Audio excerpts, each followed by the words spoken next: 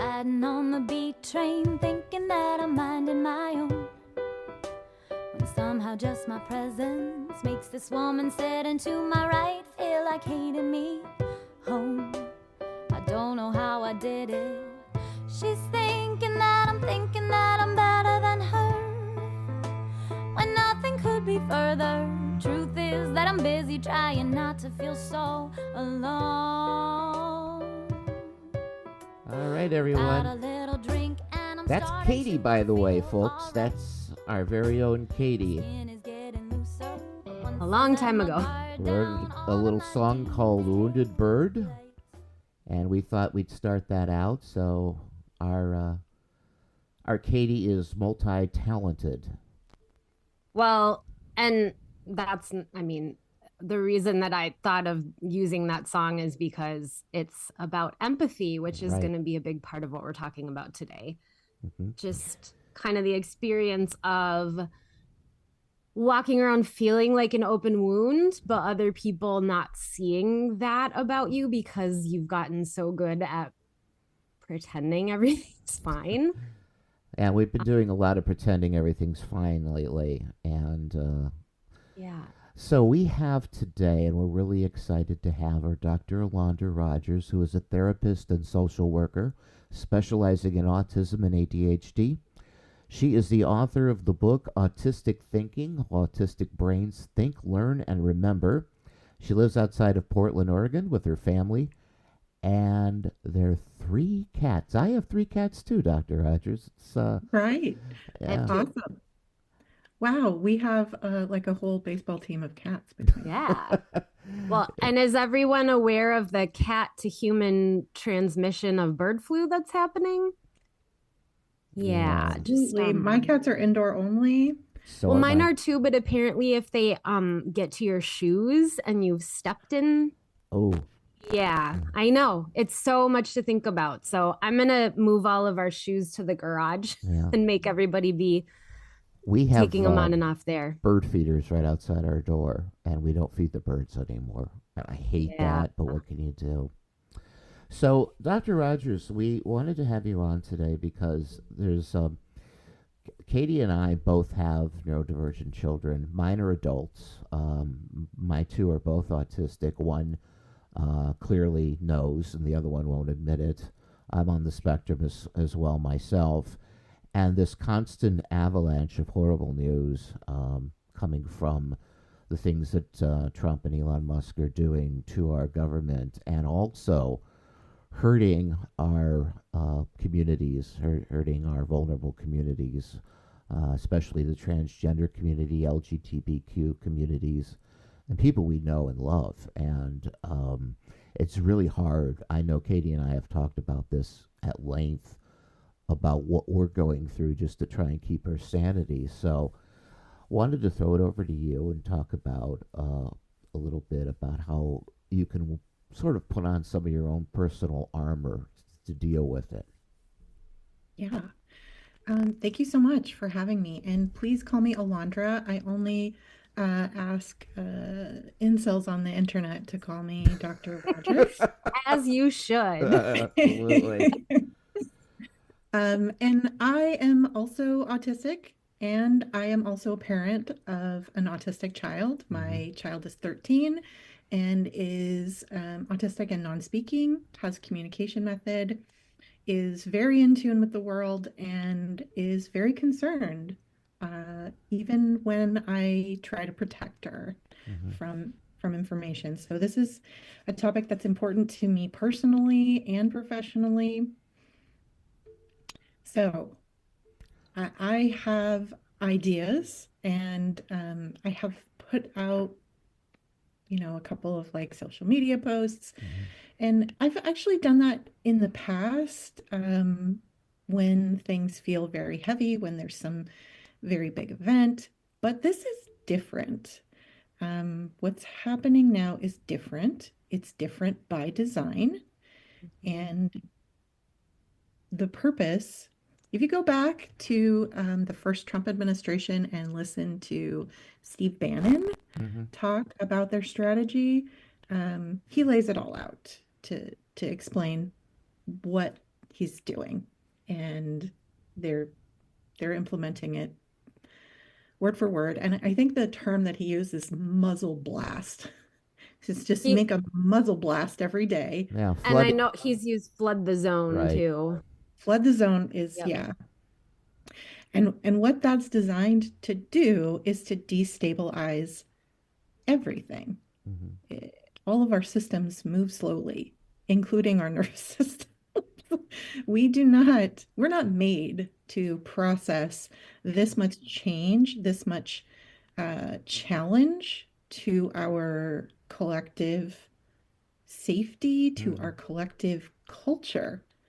What's really happening is, I'm not afraid to say, this is a coup. It is an attempt to Absolutely. absolutely fundamentally change our government and change our everyday lives.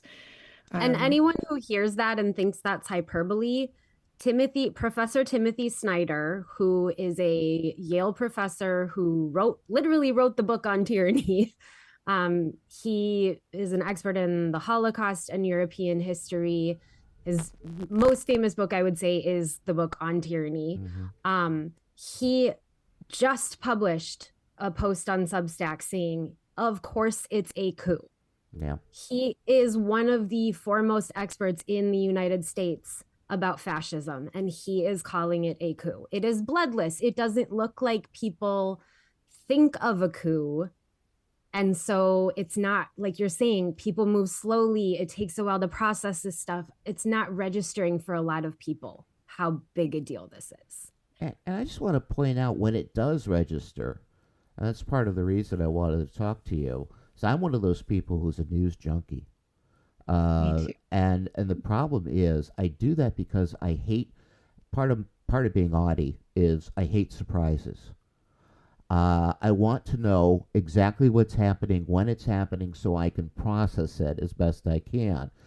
When it actually hits people, the great American masses, what has happened to their government, I think the shock effect is going to just destroy a lot of people. So we both agree it's a coup, and I'm sorry to interrupt. Go ahead. Oh, that's fine. Please interrupt. And I will say, I'm a social worker. I have a master's and a doctorate in social work. My bachelor's degree is in journalism, and that is because I have a special interest in current events.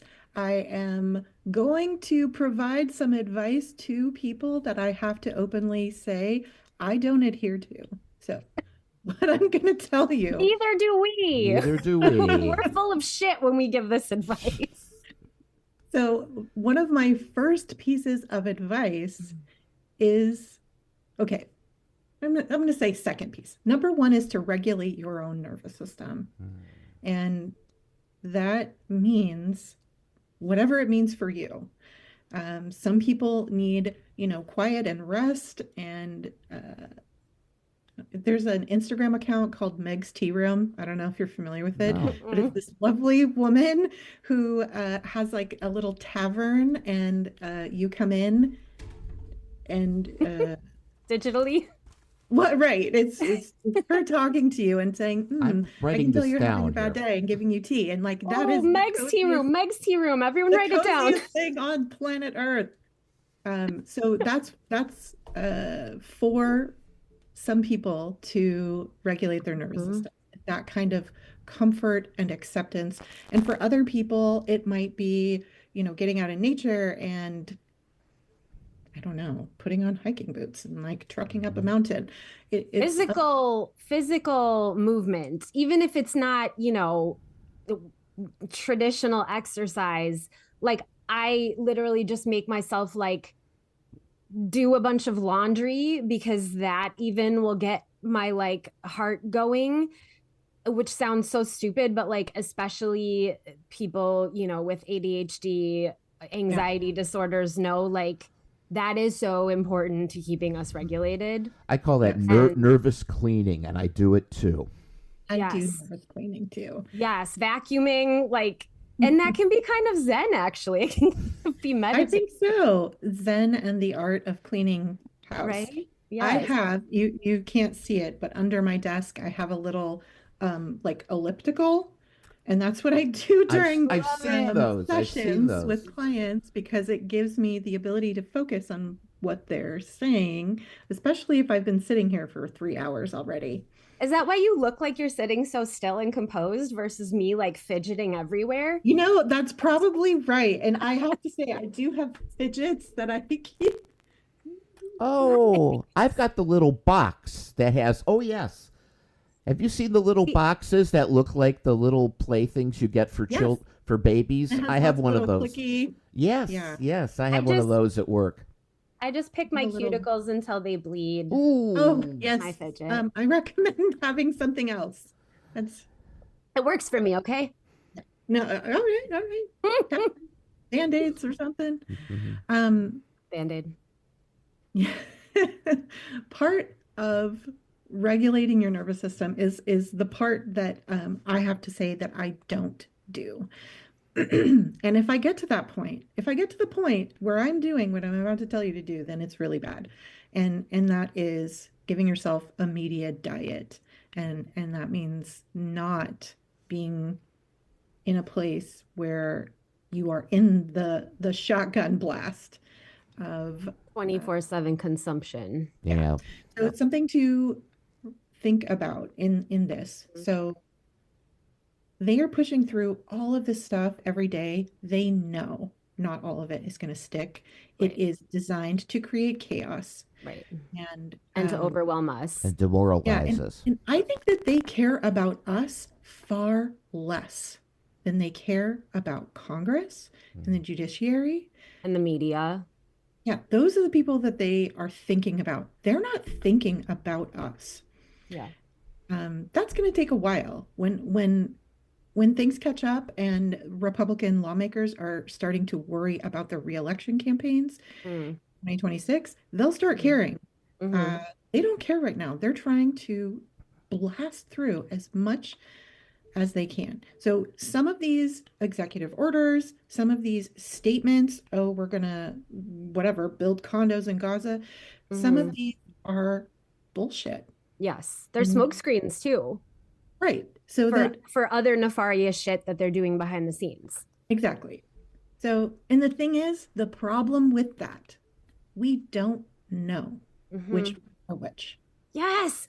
Okay. Can I just interrupt and say I have had the most frustrating interactions with Canadians on Threads in the past like 12 hours because they are mad at us for not knowing that they are, some of them said, quote unquote, preparing for war, for being invaded by us. And they think we don't care, or they think we're too lazy to even like pay attention to what's going on.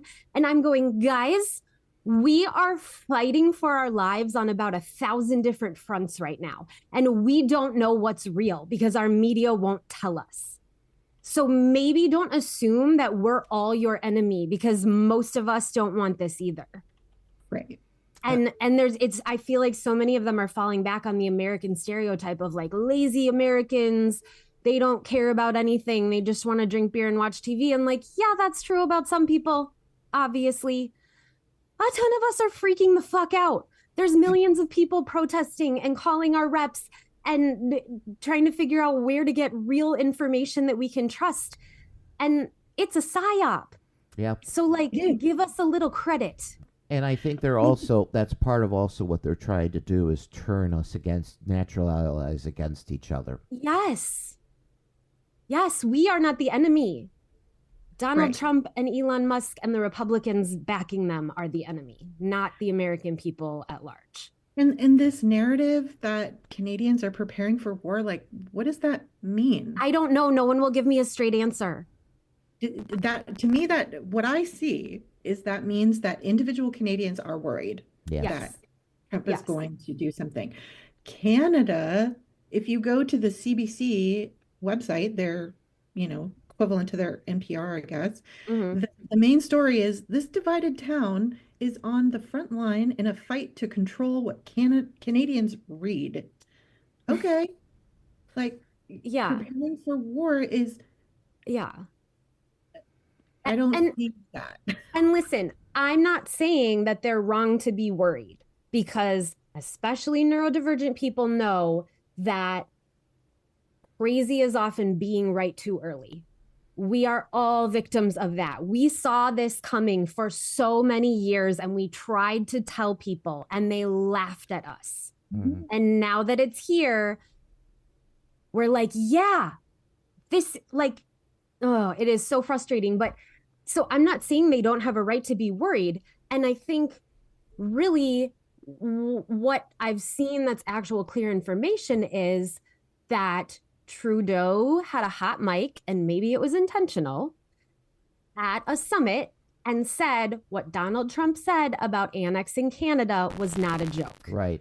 He was serious. And on the call I had with him, he mentioned the treaty that created the border between the two countries from like when, however many hundreds of years ago, and that he could just dissolve that, which I don't think that's a thing. Donald Trump doesn't understand how anything works anyway. No, he doesn't know. No.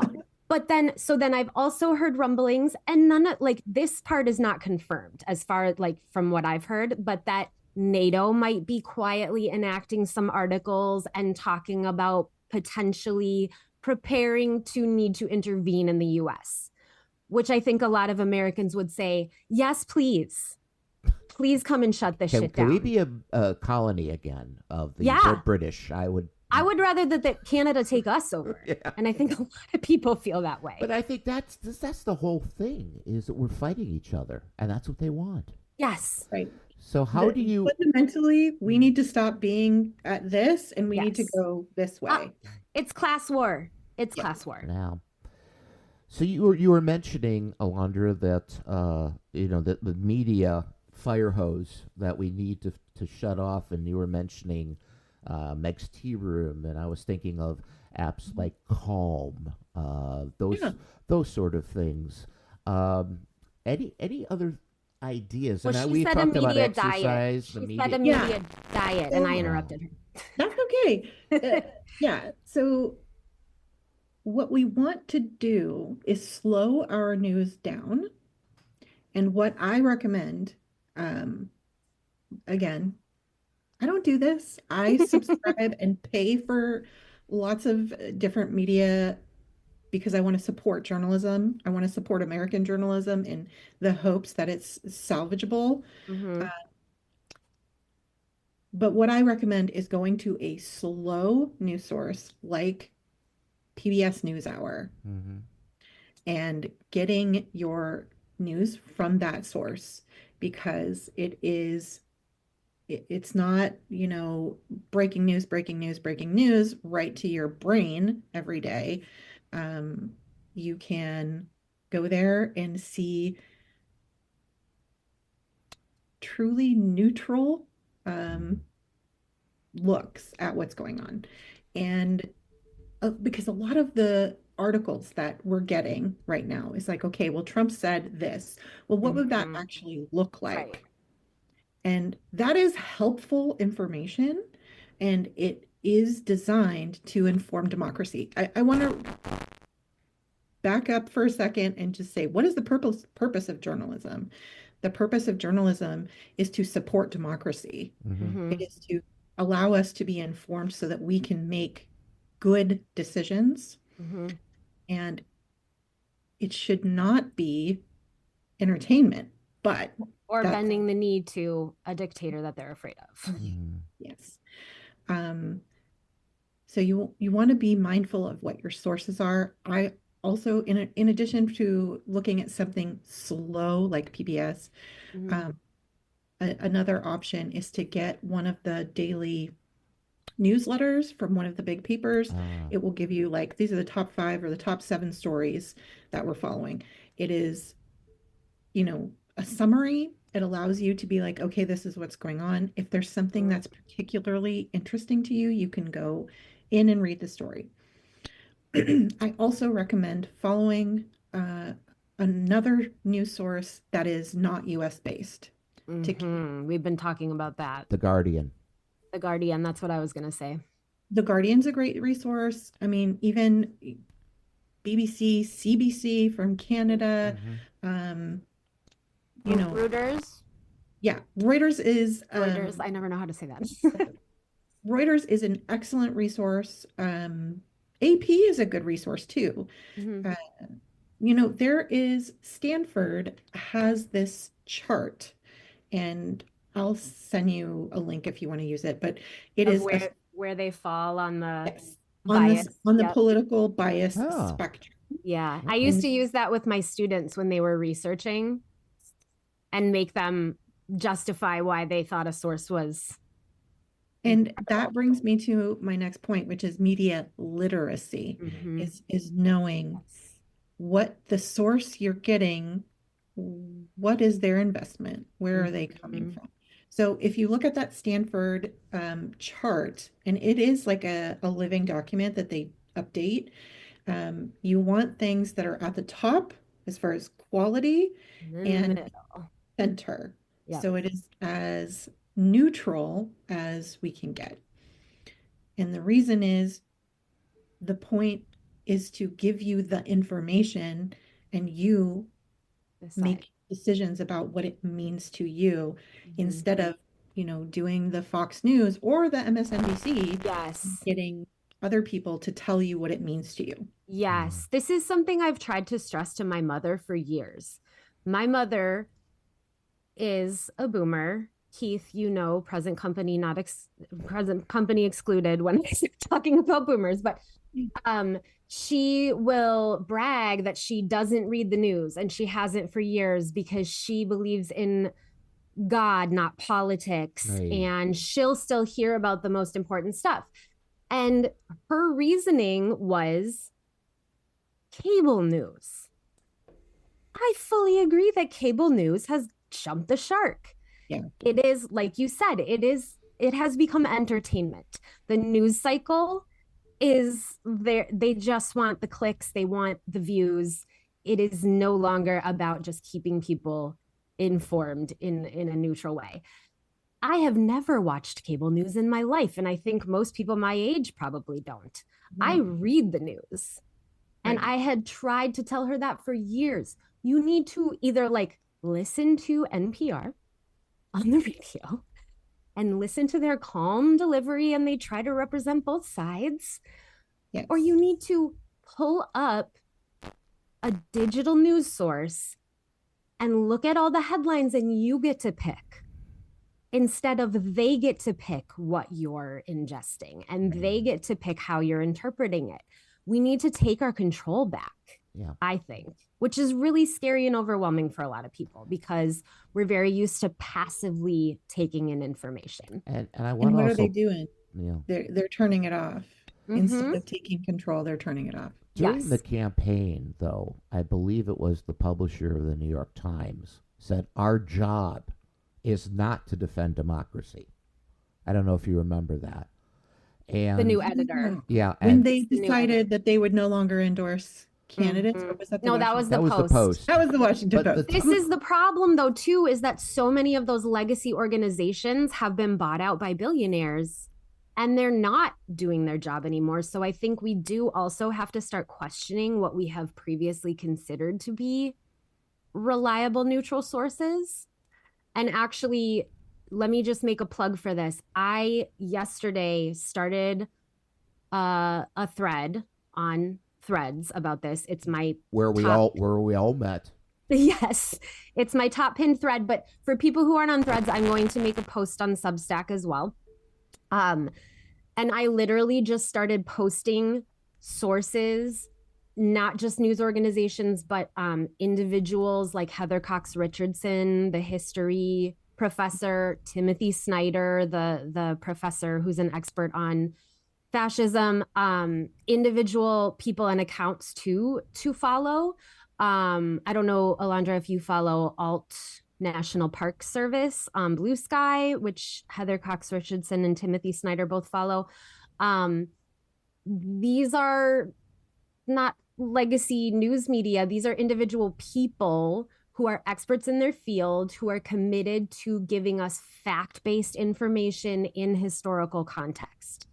And I'm trying to compile these things for people who feel overwhelmed so that they don't, like you said, just decide to turn it off and tune it out. because we can't, that's exactly what they want. And that just plays into their hand. We have to shift our paradigm for how we find information and how we filter it and process it. So that's my spiel. Yeah. And there's millions of us, and most of us don't want to do that. Most of us are tied up in our own lives, in our own immediate problems. Yes. And until, particularly thinking about the people on the right, until lives are directly impacted, a lot of those people will just ignore it. I think they're starting to be already, though. I'm already. Sure. Yeah. And I also go ahead. I'm sorry. That's the mistake that the administration is making, is that they're going to hurt their constituents much faster than they planned, and they're not going to be happy. Yeah, and those are the ones who stormed the Capitol, everybody. Yeah. But again, I say those are the two-way supporters. I will continue to say that I think they will find a way to justify it, because white supremacy is a hell of a drug. I know, Keith, and there are plenty of people. I mean, we've all seen videos of Nazis just openly marching in the street, but regular Americans who have been bamboozled and we're too proud to admit it up until now. And I'm not excusing them. I'm not saying there wasn't racism and misogyny involved in that, for sure, for sure. They're starting, though, to go, what the fuck? They're shutting down OSHA. They're shutting down, these tariffs are already affecting farmers in losing Minnesota. Contracts with, with Canada and Mexico. Their wives and daughters are dying because they can't get abortions. They can't get reproductive health care. It is starting to affect them directly. And I am seeing more and more of them start to go, wait a second. We can hope. Yeah. Alondra, I wanted to ask you, because I know your time is limited and you're going to be seeing patients at the top of the hour. Those of us who have kids, our kids. Good question. The good, sensitive kids, the kids who are the kids with empathy. Even if they're not watching the news, the tension that people like Katie and I feel obviously rub off on them and can affect them in negative ways. What are some of the things that you think, with your own children, Alondra, how do you deal with this? Well, and can I add too, and Alondra, I know we actually had a little exchange about this on Threads the other day, that parents feel like human umbrellas in a shitstorm right now.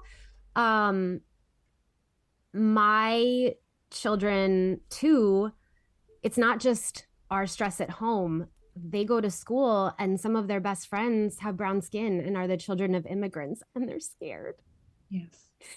The day after Donald Trump got elected, my 7-year-old came home and said his best friend, Paula's son, whose parents are immigrants from, I'm going to blank, I think, Sudan. They're such lovely people. And he said, Paula's son's really scared, Mom. He's having a bad day because Donald Trump got reelected, and I don't know what to tell him. Yeah. It's very hard because we don't want to lie. No, I don't want to gaslight him. We don't want to say it's all going to be okay, because frankly, it is not going to be okay for everyone. No. So we have to acknowledge that. What I do, I always say that,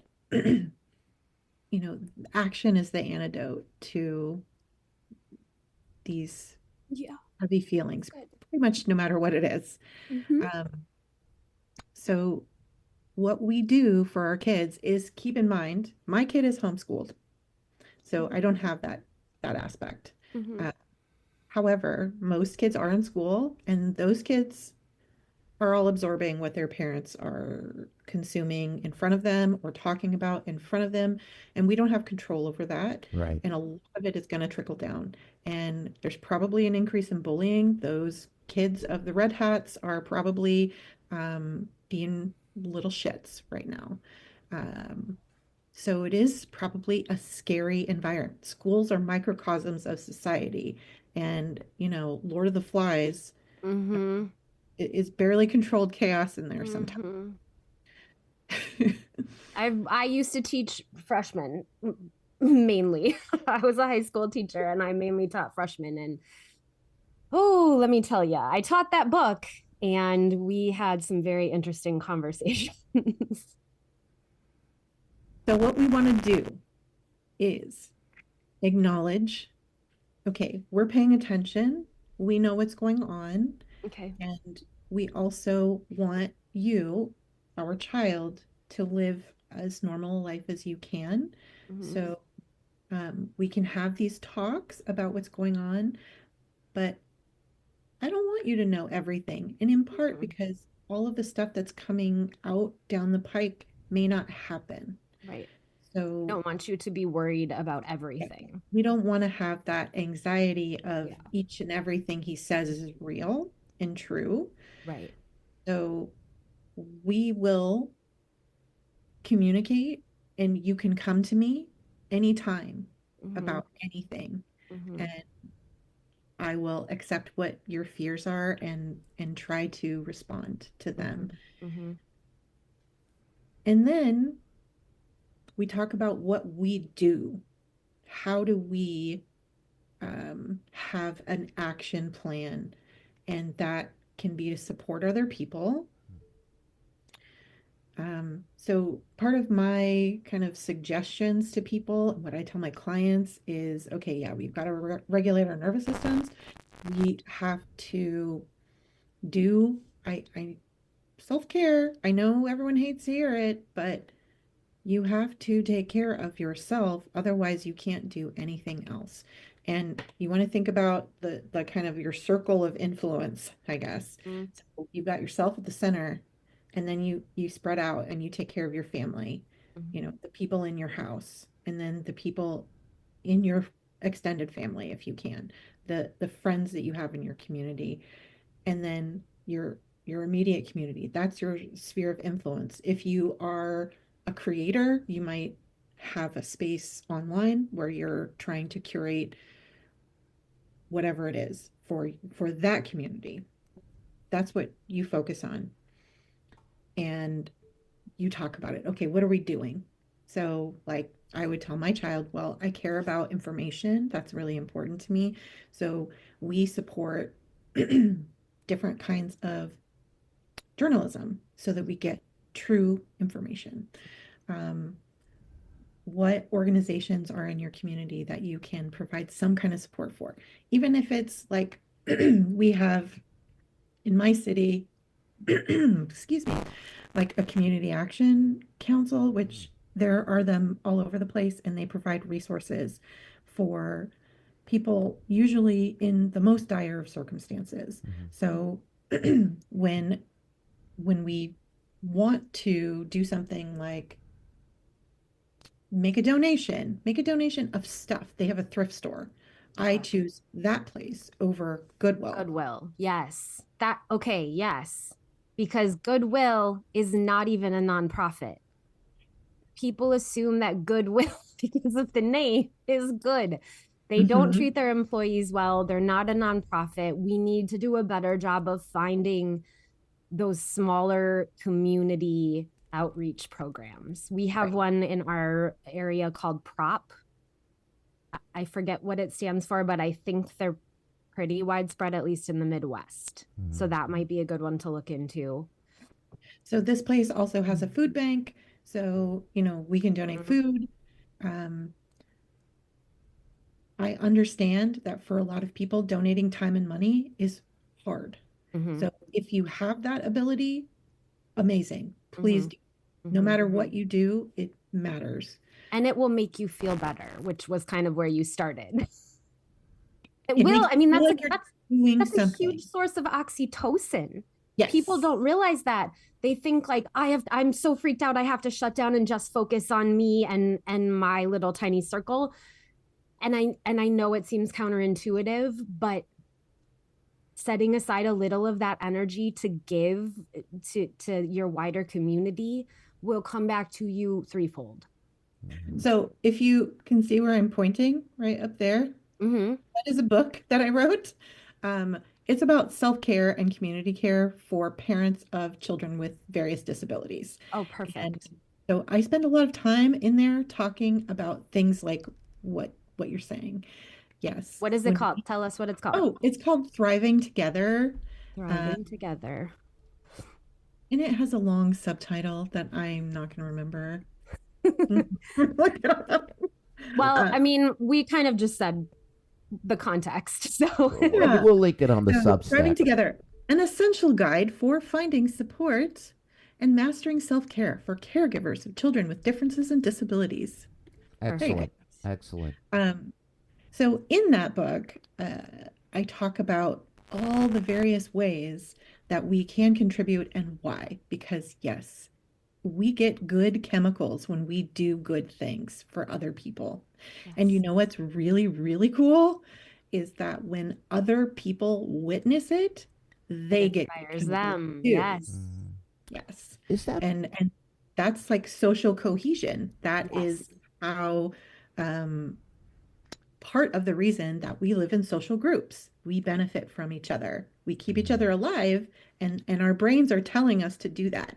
Yes. And truly, if you feel too overwhelmed to try to like volunteer in an organized, formal way or whatever, literally I've been telling people, just go outside your house and interact with people in your community.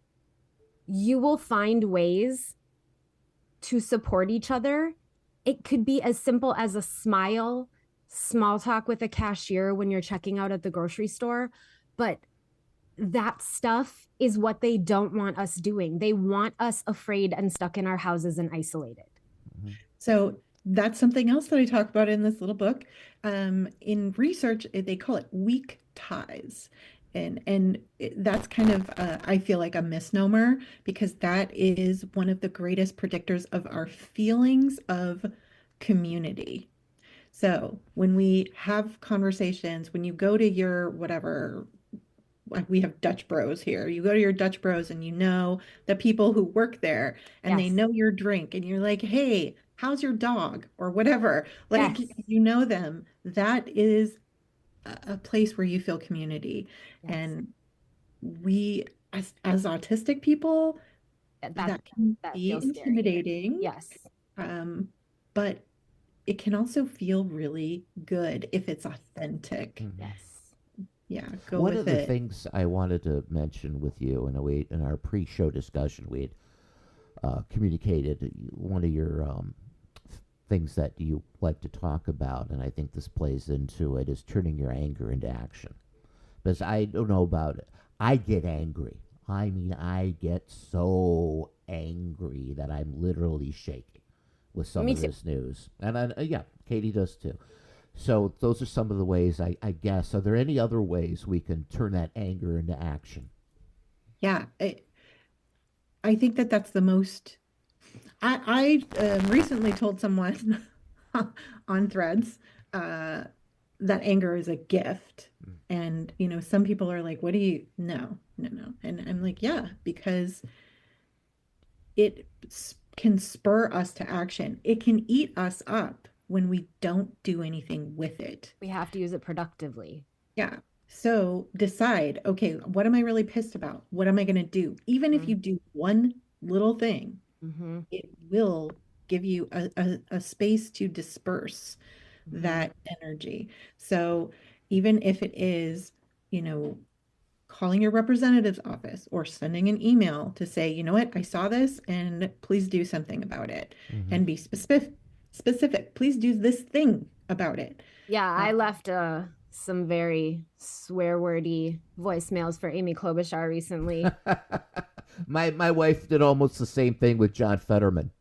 Yep. Here in Pennsylvania. Valid. We should be pissed. They're not doing their job to protect us. Yeah. Sorry, not sorry. Yeah. So that action is the antidote. It is, in other terms, we're completing the stress cycle. Yes. So We yeah. talked about that before we even knew we were having you on as a guest. Yeah. You can't stay locked in the stress cycle. You will burn out. Yes, that is how you burn out. You have to take that energy and put it somewhere. Cry, scream into a pillow, do something, run around your house. Even if it's not anything, formal that feels necessarily productive. And I hate when people say crying doesn't solve anything. It absolutely does. Crying is so important. You have to get that out or it becomes poison. Yes. Endorsed. Yes. Agreed. Yeah. So I think that when something happens that gets you to that point of anger, you say, well, what do I do? Here's my banner message right now. American superpower is bitching. Yes, be a Karen, be a dark Karen. Yes. Please go and bitch. Also, something you can do when you step outside your door. If you see an asshole harassing someone for having brown skin or speaking Spanish or being trans or whatever it is, two men holding hands, you can be a dark Karen and let your rage out on them. Obviously, do it in a way that feels safe. Not everyone feels safe to do that, and that's understandable. But those of us who can and who feel like we are comfortable, we need to step up. Yeah. We need to do that. And I mean, use your judgment, but maybe Yes. calling the cops on white people is good. Yeah. Make sure that the people they're harassing are not there to get never targeted by the police. As a general rule, I never call the cops. I know. I don't either, especially when there are people of color involved, because that's putting their lives at risk. They end up being. That's what I was like. Use your judgment. I've had the cops called on me. I had a SWAT team descend on my house one time, but that's another story. That sounds like a good story. You should. Yeah. I'll tell it on this show someday. But when you mention bitching, what are some of the other ways you can do that? I just thought of something too. If you don't feel safe to say something and call them out, literally just get out your phone and start recording. Mm-hmm. That will change some people's behavior. Just to know that it's being recorded, that someone is watching them, will defuse it. Mm-hmm. Yeah. So.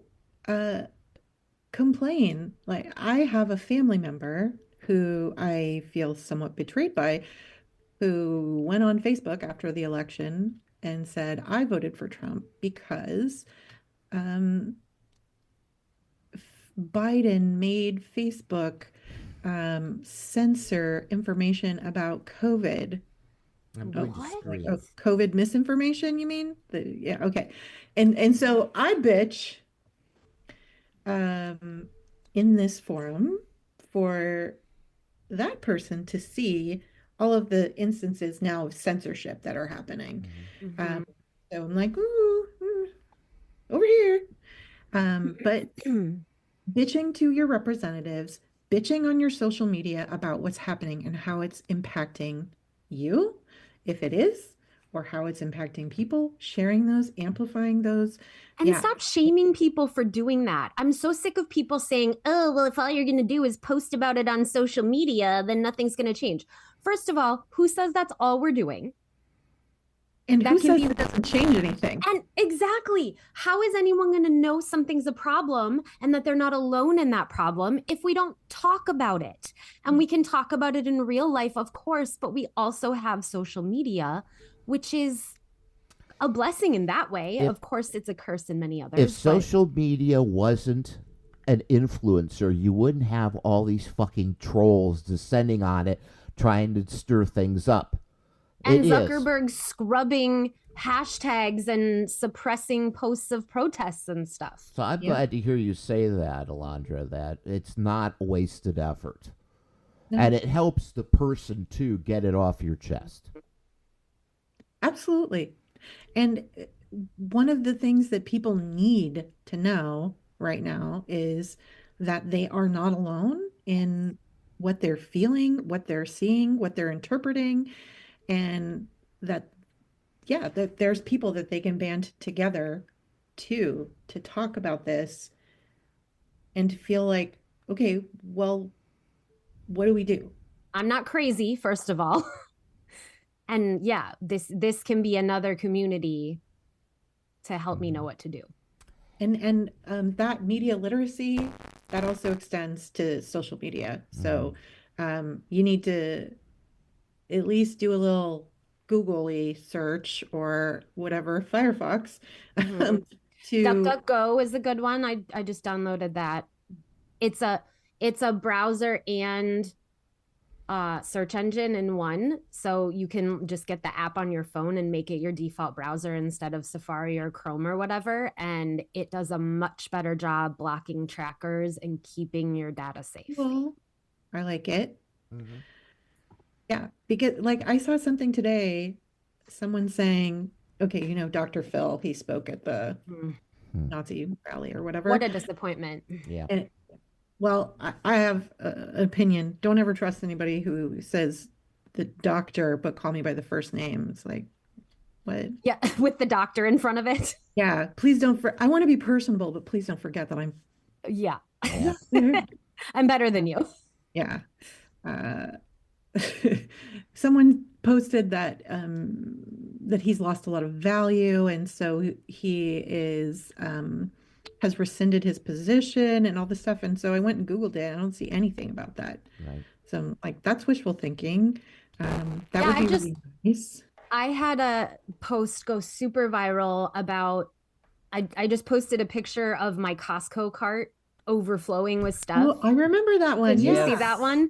And I did it spur of the moment. I was at Costco with my 4-year-old and I snapped a picture of the cart and I posted and said, hey, Target, guess what? I would have spent a bunch of this money with you, but since you rolled back your DEI and you don't really stand for the values you've always said you do, I'm not going to be shopping there anymore. And it got over 1 million views. I want to say 1.3 million views, hundreds of comments and shares and stuff.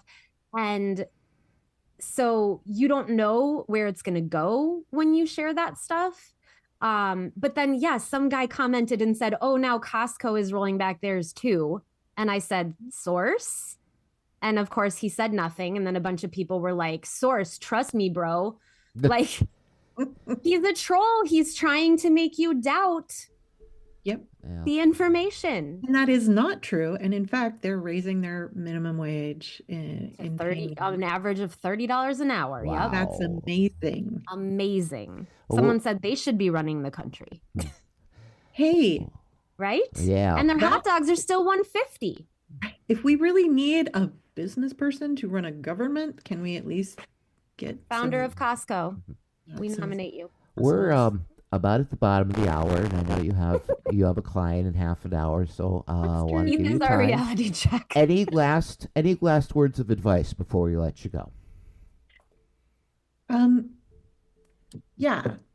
So I do think that it's helpful to kind of look to other groups who have gone through what we're going through, is fighting these huge powers and taking notes, but also remembering that this is not the same thing that has happened before, and we don't know where it's going to go. We have to keep ourselves regulated and be party to our communities. We want to also participate in democracy. And that means, informing our representatives, because they represent us in Congress, and asking them to do things. But also remember that 2026, we're going to flip the House, and it will be a different game. It will be more like the previous administration than this one. We could do that sooner, right? Because there are 3 special elections coming up because 3 House representatives that Trump nominated for cabinet positions have vacated their seats. That is possible, yes. Yes. So that's, if you're looking for a way to take action, you could look into those special elections, especially, I think 2 of them are in Florida and 1 in New York. Yeah. Is that? But it so is, especially if you live there. it is facing the great unknown. That is, I think, what a lot of people are dealing with now. You're right. We don't know where this is going. No. Yeah. So I think a lot of people's first instinct is to wait and see what happens. And I don't think that we should wait and see, because it's a lot harder to repair than to prevent. So yeah, we need to make sure, and the wheels of justice move slowly, as they say. So like Elon Musk, when this little team of Neverland boys or whatever are moving as fast as they can And to somehow getting access to this stuff, I don't understand. Yep. None of it makes sense, but we have to stop that. Go ahead. All right, Dr. Rogers. Or Alondra, I'm sorry. Thank I you. want to thank you for being on our show today, Alondra Rogers, therapist, So much good advice. Thank social you. worker, and the Can I book have- is. Go ahead. I want to give you one more thing to leave with, and that's hope. Believe that better is possible. Having hope impacts how you respond, how you see the world, your expectations. So hope leads to change. And that's actually the premise. We call this a podcast for the apocalypse, which sounds really dark. But the whole premise is that the original meaning of apocalypse was a time when the forces of good triumphed over the forces of evil after a period of destruction, of course. Mm-hmm. So we're in the period of destruction, obviously, and it's been going on for a while, but I think we're getting to the climax here pretty soon, hopefully. So keeping faith that there is something on the other side that can be better, and that we'll have a clean slate and Going we can through the build trial. something. Going through the trial. Yeah. All right, Alondra Rogers. so The much. book is called Autistic Thinking: How Autistic Brains Think, Learn, and Remember. It's available on online and offline booksellers. Thank you very much for being Thank our you. guest today. And we're going to take a little break now. And when we come back, Katie and I will continue with some of this discussion about some of the other things we can do to help ourselves get through this period in time. And we'll be right back with that. Katie and Keith from the bomb shelter. Thanks, Alondra. Thank you. Great day. All right.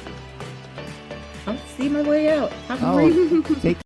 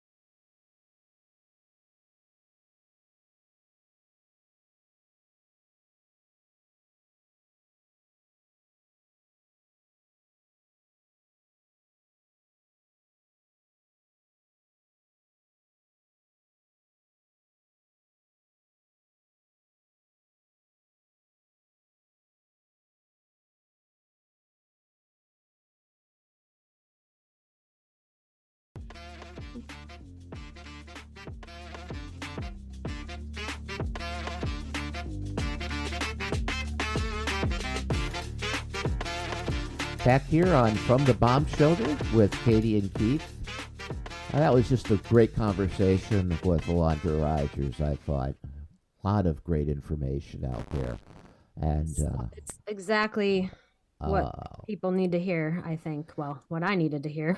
And a lot of what we were talking about was news sources and how to regulate your sources of news so that you don't stand in front of the fire hose of information. And I wanted to talk a little bit about, well, first of all, you and I had talked about the demonstrations on the 5th, which is another thing you can do to get involved. If you want to get involved, if you want to channel that anger, you know, find those demonstrations out there and join them. And you can meet I think the biggest thing about those is not just showing people that you disagree, but meeting your tribe. So a lot of friendships start with those demonstrations and meeting people who think like you. And boy, that makes you feel so much better that you're not alone. And that can lead to a lot of other direct action. Absolutely. Because just protesting isn't going to be enough. But I don't, like Alondra said, they don't care that we don't like what they're doing at this point. Right. They're just trying to get as much of their shit through as they can. So we are going to need to definitely be seeking out people who are experienced at activism, direct action. Some of those conversations are going to need to happen in person. Oh, right. Be careful what you're sharing on social media yeah. and texting about. Yeah. But some people have been doing this for a long time, and those are the people that we should be seeking out right now. But the thing that we had talked about was how most people weren't even aware of what was going on the 5th. The protests. They were not covered by the national media. Most of our local media in Pittsburgh did not cover them at all. I found out, I saw video and photos and video on Threads and on Reddit, which is a real source that a lot of people don't realize is a great source for this kind of news and activism. If you find the right subreddits and apparently TikTok, if you are engaging with that kind of content, then that's what's going to start showing up on your For You page. I deleted TikTok after the shutdown, but if you're still on there.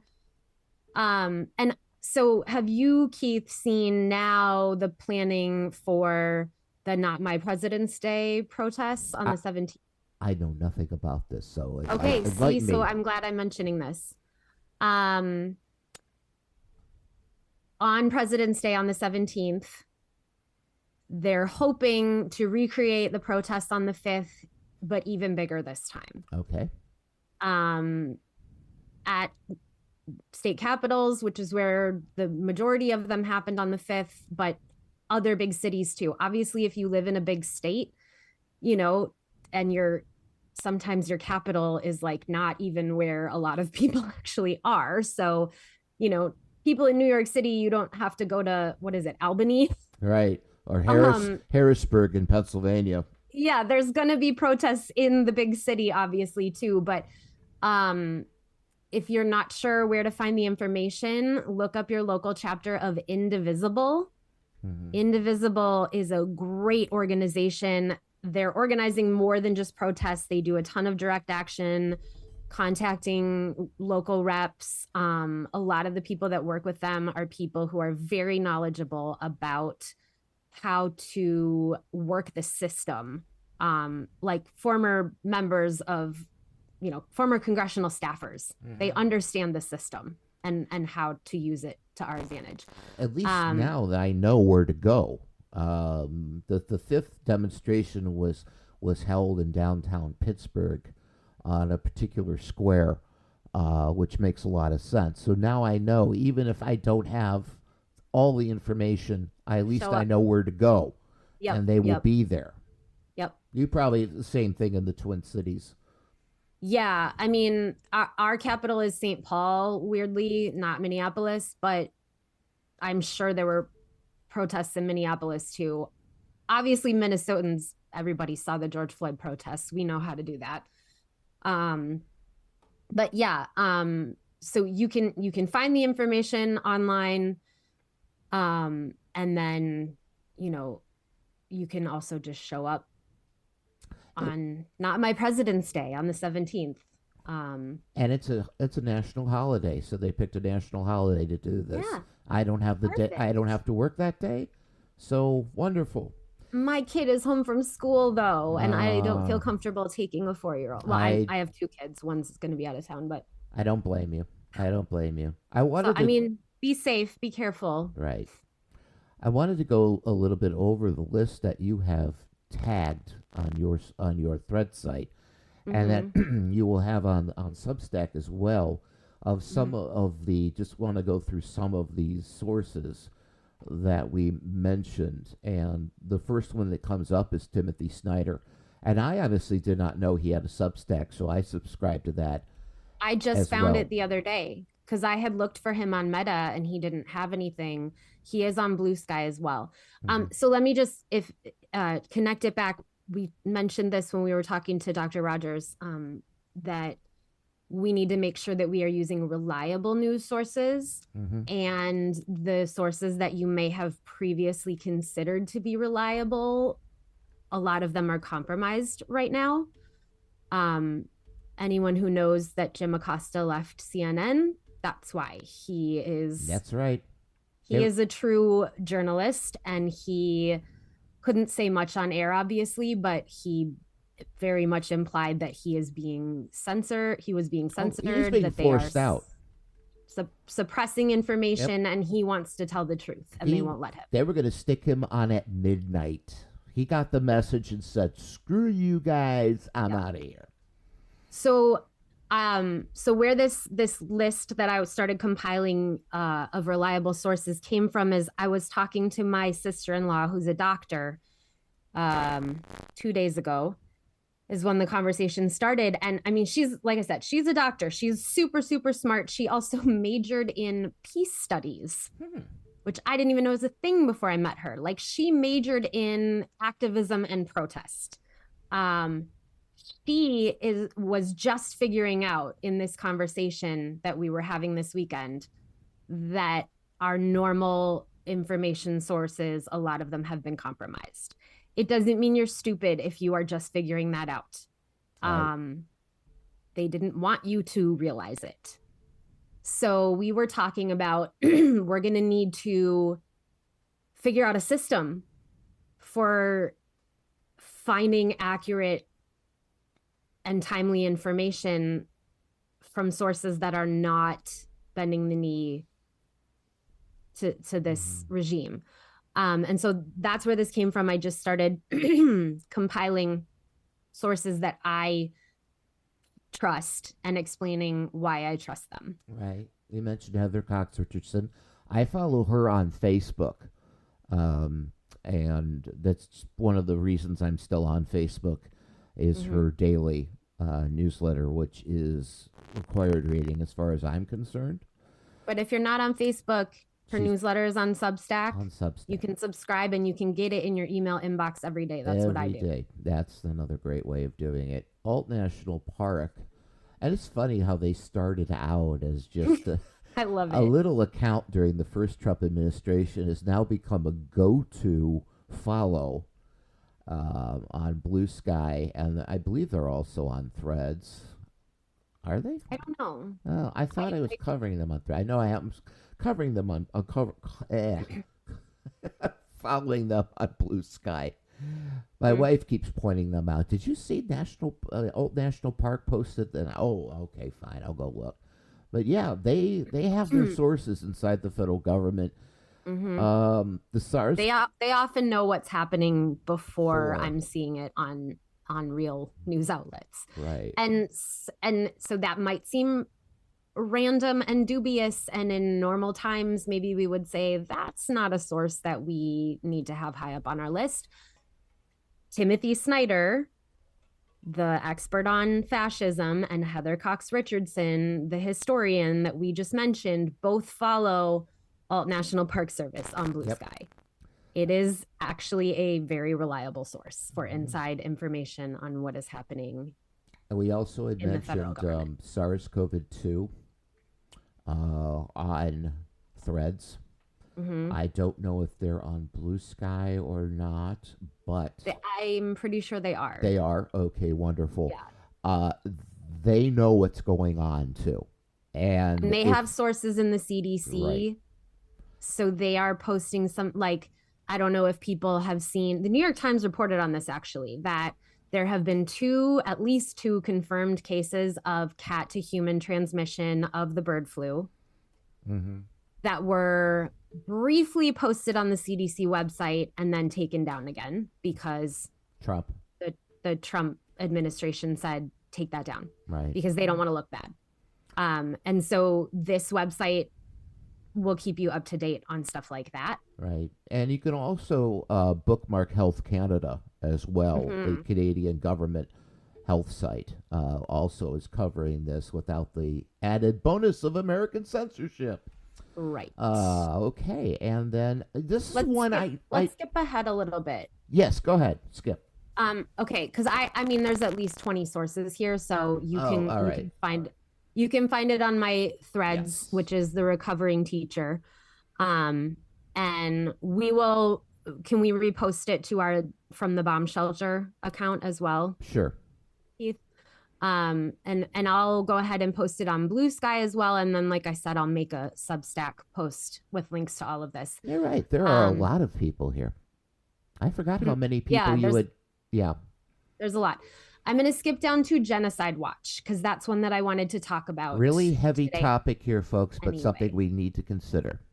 Yes. Okay, so Genocide Watch is a website, an organization run by Dr. Gregory H. Stanton, who is a professor in genocide studies and prevention at George Mason University.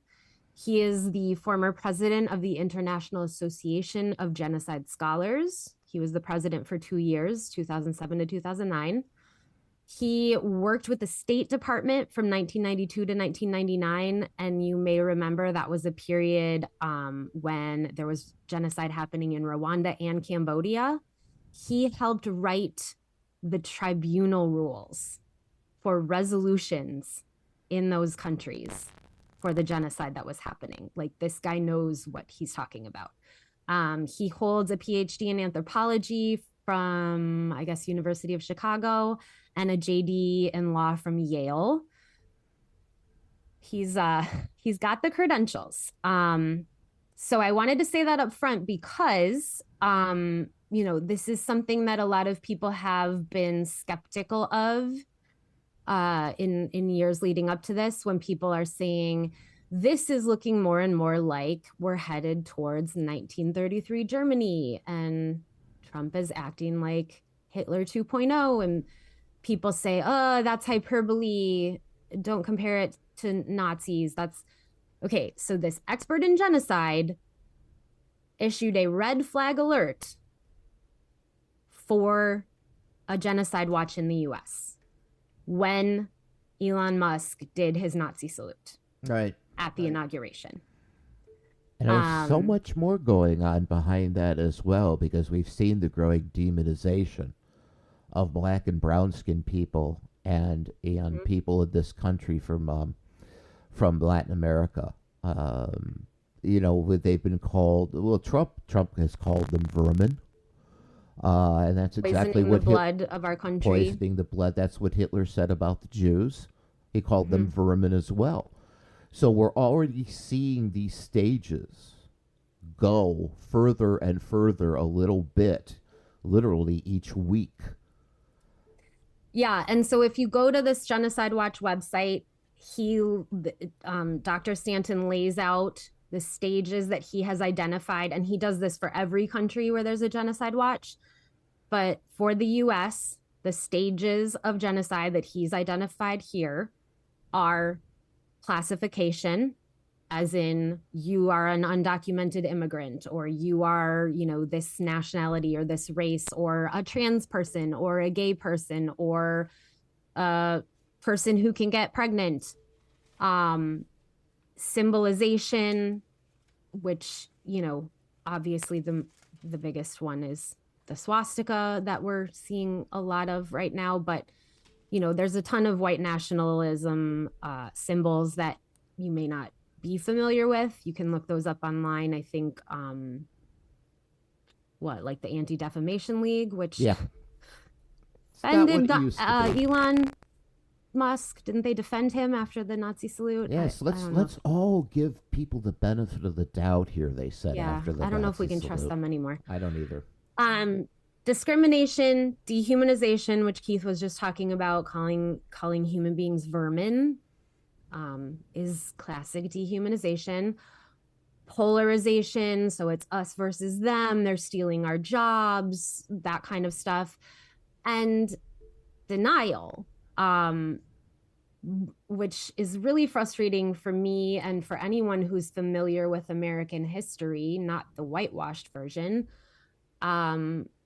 The idea that we haven't already committed genocide in this country. We committed genocide against indigenous peoples when white people first came over from Europe. And There's so tons did of the evidence of Canadians. that. I have to remind our Canadian friends, you did too. You did too. Yeah, before there was a border. Yep. And it was just a free-for-all of European countries coming and trying to claim land. They were taking that land from indigenous people and either actively killing them or doing things to make it a lot harder for them to survive. And slavery. Slavery was genocide against African people. And the lynching and all the racial violence that followed after the Civil War, during Reconstruction, and then again in the Civil Rights Movement, that stuff spiked. Obviously, we're seeing spikes in crimes against Black people again. So since I'm an English teacher, which means I am a word nerd, I wanted to talk about the word genocide, what it means, where it comes from, and another important term that it connects to. So this is literally from dictionary.com. The definition of genocide is the deliberate and systematic extermination of a national, racial, political, or cultural group. We tend to forget that this is not just about race or culture. This can also be about, we got to get rid of those commies or whatever has been deemed as the political enemy. Yeah. We got to put women back in the kitchen and take them out of the workforce and let them police die if they're having a miscarriage. Right, police their sexuality, right? The healthcare they need. That all counts too. And what? And that all counts too. Yes. Yeah. And then the definition from the British dictionary is the policy of deliberately killing a nationality or ethnic group. And then they gave examples: deliberate destruction of an entire race or nation. Obviously, we know that's what's happening in Gaza as well. And in the Ukraine, the Holocaust conducted by the Nazis in Germany and the Rwandan genocide, which we just mentioned, are examples of attempts at genocide, as are the treatment of African slaves in the U.S., indigenous peoples in the U.S. and Canada, and now the rounding up for mass deportations of supposedly of undocumented immigrants, but it sure doesn't sound like they're even being very picky about who they're rounding up. And I also want to mention, of course, the absolute war against transgender individuals in this country. They have also, a lot of them have gone to the passport offices and had their passports confiscated because a lot of them were just simply asking for a name change. But since they did not have their assigned as birth sex listed on the passport, they were just seized. So we're seeing now a growing movement officially, and of course we're seeing this disappearing in the national in the entire what I'm talking about is they're disappearing from federal websites. All mention of LGBTQ community is disappearing. I've got this excerpt from a Mother Jones article if you want to read it. Do you see that? about discriminatory state policies towards sexual and gender minorities. That's one of the like current situation bullet points. I'll go ahead and quote this. Listed. Federal agencies have scrambled to scrub so-called gender ideology from websites and agency guidance, removing valuable information about HIV prevention, and this is worldwide too, research into health disparities, and web pages about sexual orientation and gender identity discrimination.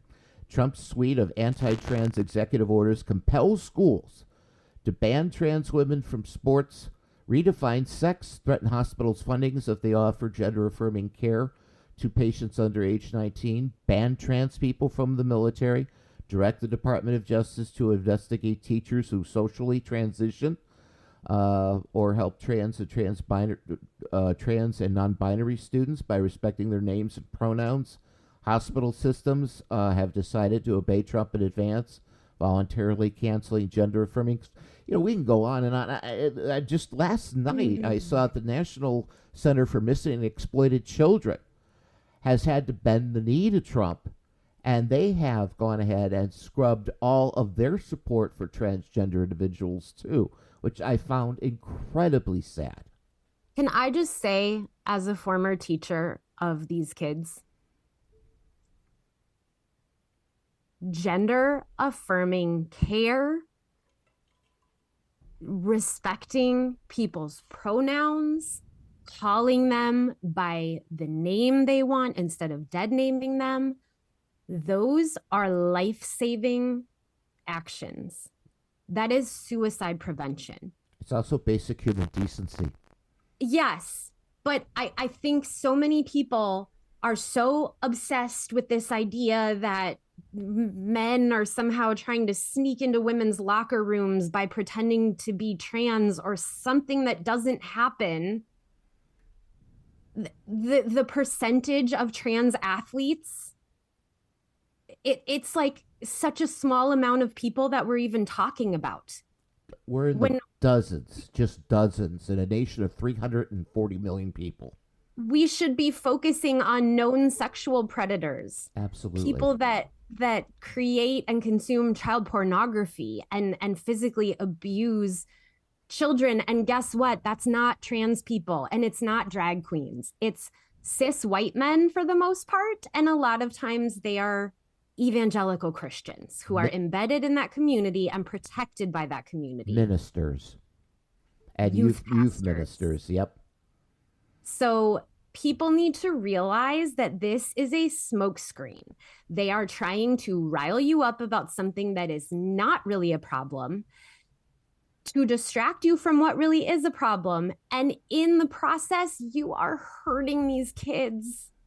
Yeah. These kids just want to be loved for who they are. Leave them the fuck alone. I work with a transgender individual who's about 21 years old, transgender male. He's terrified. He's absolutely terrified. I can imagine. And I do all I can to keep his morale up. I'm the only one in the office that really talks to him on a regular basis, because he does a very lonely job. And I don't know what to say to him other than, hey, I'm on your side. That's the best thing you can do right now.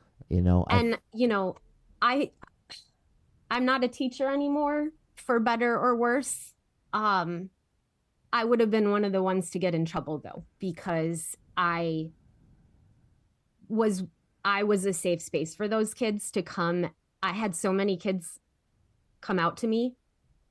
Anyone who's read my article in the HuffPost about why I left teaching has read the story of a student of mine, Amber, who I'm still in touch with, tried to kill herself, told me about it the next day after school when it was just the two of us, and proceeded to tell me that she had realized that she was gay and she didn't feel safe telling her family because they were evangelical Christians and they believed that gay people were possessed by demons. So she didn't know what else to do. So she had taken a bunch of pills the night before. And then at the last second, she made herself throw up. I knew her mom well enough to know that if I could talk to her mom face to face, it would be better for Amber. But there are certain situations where those kids are not safe at home. They are not safe to talk to their parents about being gay or bi or trans or non-binary. They will get beaten. They will get kicked out of the house. This is life and death for these kids. Luckily, I was able to, of course, I reported it to our counselor so that, they were following up in terms of social services. But I also got her mom down there, within the hour and said, Amber, honey, do you want to tell her? Or do you want me to? Because I know that if your mom knows that you tried to kill yourself, she's going to understand what a big deal this is. And she did, thankfully. And so her family is doing much better. They're much more accepting. Amber is happy. She has a girlfriend. She is, living out in Minneapolis. She is one of those kids that could have not been with us. Could have broken bad. It definitely could have broken bad. And that's what we're dealing with. This is life or death for these kids.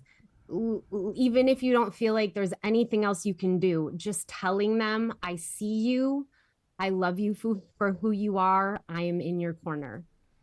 We had also mentioned in our notes that the infamous Guantanamo Bay camp is being opened and the illegal migrants are being sent there. My point that I have made consistently is Hitler didn't open camps for one group of people.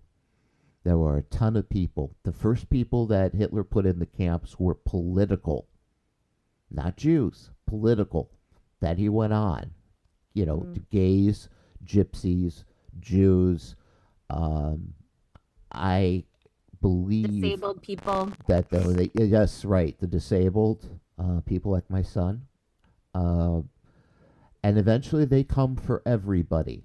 And I think the camps that, not only in Guantanamo Bay, but the ones that are being built as we speak, are going to be for any enemy of the regime and anyone that these Christo-fascists believe don't have the right to exist openly and freely in what was once known as the beacon of liberty for all peoples in the world. And that really kills me.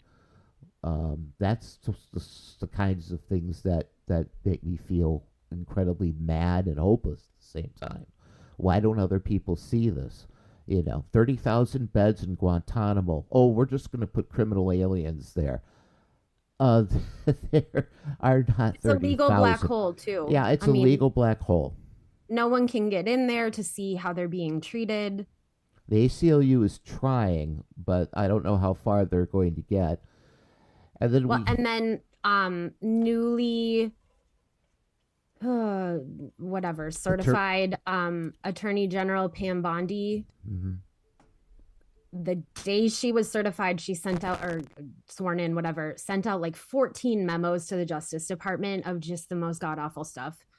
And one that has stuck out as extremely important to pay attention to is her memo on the death penalty.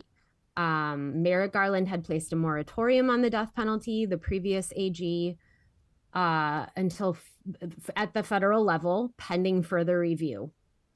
She has officially lifted that moratorium and said, we are not only saying we can give the federal death penalty again, we want you to seek it out actively.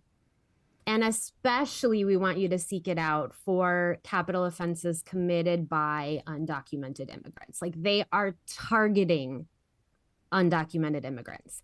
And if you want to sit there and say, oh, but they're people who committed capital offenses, so that's okay. If you trust these people to tell the truth about who is really guilty and who they're just framing because they want to get rid of them, I got some land in Gaza to sell you. Yeah, this opens the door. It's a 3.5-page memorandum that I'm looking at right now, and it basically glorifies the death penalty and it strongly encourages federal prosecutors to seek it in any case that they can, with a special emphasis on those who are here illegally, a special emphasis on those people. And there's also a paragraph in here about assisting with the implementation of state and local death sentences. I mean, folks, this is also, I hate to say it, but this is also something Hitler and the Nazis did in the 30s. They greatly expanded the number of crimes that were eligible for the death penalty in Germany. And I see us going down the same road here, and it frightens me. Yeah. And so we've been talking about genocide, and I want to go back to that word study because I said that I would talk about the origin and another term it connects to. So because you're the word nerd, and because I'm the word nerd, you must be served. The root gen comes from Latin, which a lot of words in English come from Greek and Latin, meaning that which produces, right? So when we talk about genealogy, genes, even gender has it in there because gender has to do with genes to a certain extent, and with, producing more people. Genesis, right? Like literally the Bible's chapter called Genesis is about the beginning of the world, whether you take that literally or not. So the idea of genocide, right? And side, CIDE, suicide, genocide, regicide, matricide, homicide. Homicide. I was like, I'm missing an obvious one. Side is about killing, right? So it's literally, genocide is literally about killing a certain group of people who maybe share a certain, genes, if you're going to talk about race or culture, but it's more importantly, it's about stopping those people from reproducing. That, like, they've done studies about the amount of Jewish people that would be alive today had millions of them not been killed during the Holocaust. And that was Hitler's goal. And so that connects to eugenics, is the other term I wanted to talk about. And you can hear the gen in there, which is the study of or belief in the possibility of improving the qualities of the human species or a human population, especially by such means as discouraging reproduction by people presumed to have inheritable undesirable traits. And one of the ways to discourage that is to kill them. Right? So that's where genocide comes in. And the flip side, so that's called negative eugenics, and positive eugenics is encouraging reproduction by people presumed to have inheritable, desirable traits. Mm-hmm.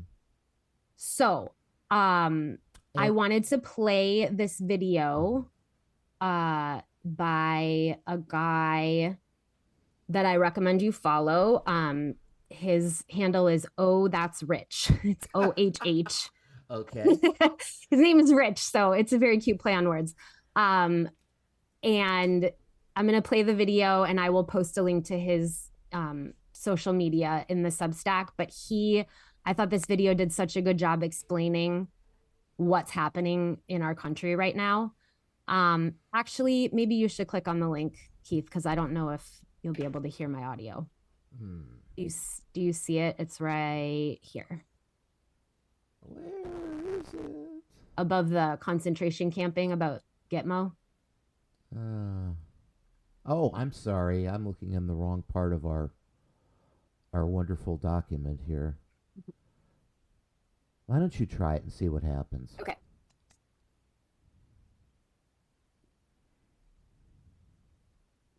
How have we all missed this? They've blown all the whistles, but in the chaos, we've forgotten there's a name for for what they're trying to do. When Trump says immigrants are poisoning the blood of our country, when Vance complains that our low birth rate is going to hurt us, while at the same time trying to shut down immigration, which is our primary source of population growth, while mourning childless women and telling families to have as many domestic children as possible, when Elon Musk tells young German nationalists not to lose their culture to some sort of multiculturalism that dilutes everything, after telling Italians, who you may remember also played the game of Yahtzee, that migration is not a substitution for population growth, and without an increase of the birth rate, people will disappear. Poisoned blood, diluted culture, fear that your people will disappear? We've seen their favorite kinds of people. We've seen their salutes, and now we hear their shared language. With these three men working together, it's pretty clear that a new game of Yahtzee has begun, and they're playing with the original rule book. But we missed one key rule. In fact, it's not even a rule. It's how you win the game of Yahtzee. It's the entire reason the game was created in the first place. They just never got to that point because we cut the game short. They don't win Yahtzee by getting rid of the people they don't like. They win Yahtzee by replacing them with people they do like. And there's a name for this process. It's eugenics. Eugenics is by definition the study of how to arrange reproduction within a human population to increase the occurrence of desirable characteristics. This is clearly their ultimate goal. And if we are going to shut it down, that begins with calling it what it is and calling out why eugenics is an abhorrent disaster for the human race. I should also like to point out that it was a policy of many states in this country. Indiana was one of them, and a court case came that went to the Supreme Court from Indiana of forced sterilization of people who were deemed to be quote-unquote feeble-minded. And they did that to black people. Yes, they did it to black people. They did it to women who they judged insane because they didn't follow what their husbands wanted them to. And this continued well into the 60s before it was stopped. Yeah. And I've had people who claim to be pro-life point out that the founder of Planned Parenthood was racist and that one of her goals was to actually get black people to have abortions because she believed in eugenics. Yeah, Margaret Sanger.